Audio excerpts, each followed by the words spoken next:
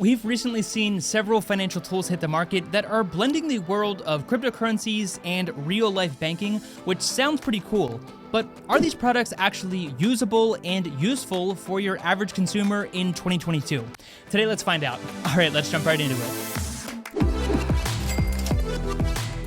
What is going on, everyone? I hope you are all having a fantastic day. So, like I said, there are a number of products and companies that are focused on bringing cryptocurrencies to the mainstream, and I've said a number of times before here on the channel that in order for crypto to be widely accepted outside of just being some form of volatile investment, we will have to see particular use cases allow us to use and spend our cryptocurrencies just like we do with the US dollar. Now, there are really two avenues through which this can happen quickly. Obviously, merchants can start to accept cryptos as a form of payment, and we have seen that slowly start to happen with some more modern companies accepting Bitcoin and other major cryptocurrencies as a form of payment for purchases. But what is much more likely to accelerate this widespread adoption is the other side of the equation, which would be the card providers creating unique products that allow us to instantly convert your cryptos to US dollars and spend it in that way. Some of these products truly convert your cryptocurrency to US dollars,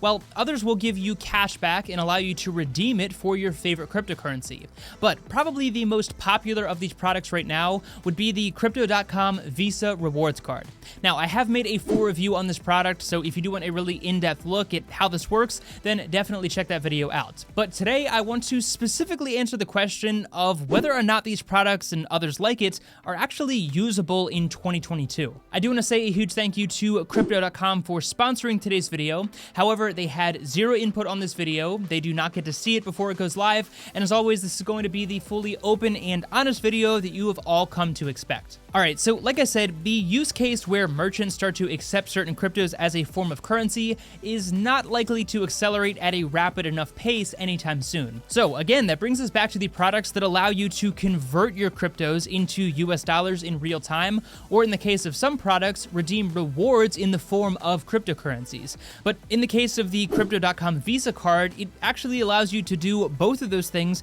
which is probably why it has become one of the most popular products when it comes to blending the world of cryptocurrencies and everyday banking. Again, if you want to see a full breakdown of how exactly this works, then I will link to my full review in the description below. But long story short, you are essentially going to stake a certain amount of money in CRO, and the amounts vary depending on which tier of this card you were looking at getting. And staking is just a fancy way of saying making an investment. So if you stake $400, for example, to get the Ruby Steel tier of this card, then should you ever decide to get rid of this card, you will get that money back. Now, it's important to note that obviously cryptocurrencies fluctuate a lot in price at times, so in some cases you might get more than your original stake back, you might get less back, but nonetheless, this is not like an annual fee on a credit card where you pay that money and it is gone and you never see it again. It's merely a way of staking funds on the blockchain, and in exchange, you get the many rewards that the Crypto.com Visa card offers. We'll talk about some of those rewards in a second, but first, how does this actually work when it comes to spending money?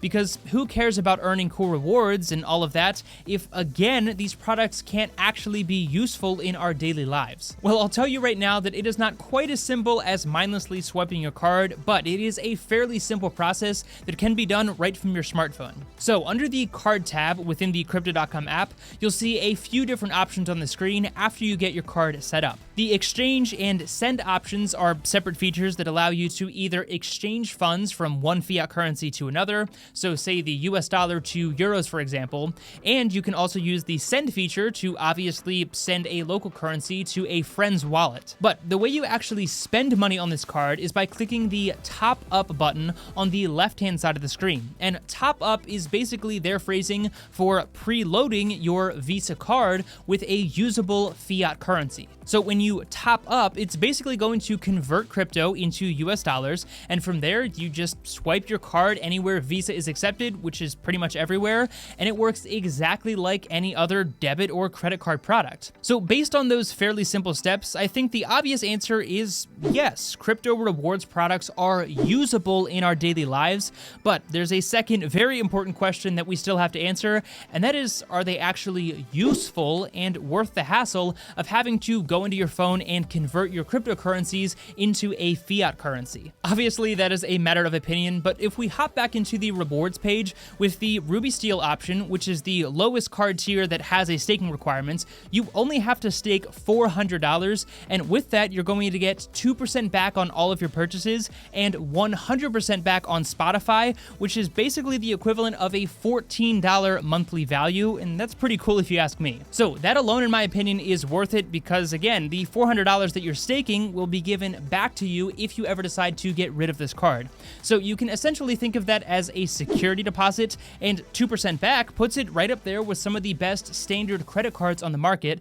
and it gives you 100% back on a service that a lot of us are probably already paying for anyways. But it's when you get into some of the higher tier options with this card that it really starts to make sense and becomes not only usable, but actually one of the best reward cards across the board. The Royal Indigo and Jade Green cards have a $4,000 staking requirement currently, which is definitely getting up there and might not be realistic for everyone, but that's going to give you 3% back on all of your purchases, plus 100% back on Spotify and Netflix, plus you get airport lounge access through Lounge Key, which gives you access to over 1,000 airport lounges, which is pretty sweet. So again, looking at the staking requirements as essentially a security deposit that you'll get back, 3% back is pretty much unmatched, not to mention the free Spotify and Netflix on top of that. Now, one important thing to mention here is that all of the cashback rewards that you're given are given to you in the form of CRO, but this can obviously be sold and pretty easily converted to a different cryptocurrency of your choice, or converted to US dollars if you want to do that as well. They do have the Frosted Rose Gold and Icy White, as well as the Obsidian Black card, which has a $400,000 staking requirement right now, which isn't exactly realistic for your average consumer, but you can see here that the benefits of these two options are absolutely insane, and no credit card even comes close to them to my knowledge right now. So if you've got a crazy amount of money and you can afford to stake 400 grand in CRO, then by all means go for it and enjoy your 8% back, because that sounds pretty good to me. The last thing I want to mention is that when you stake your currency in order to get these cards, you do have to have it staked for a period of at least 6 months, which does make sense because they don't want someone staking $400,000 to get the Obsidian Black card and then just immediately cashing out and continuing to reap all of the benefits of that product. So just another thing you'll want to keep in mind, but what's the final verdict? Is this product and others like it actually useful, and where could this technology be headed in the future? Well, obviously something like the Crypto.com Visa Rewards card is a bit of a workaround since it is converting your cryptocurrencies into a usable fiat currency,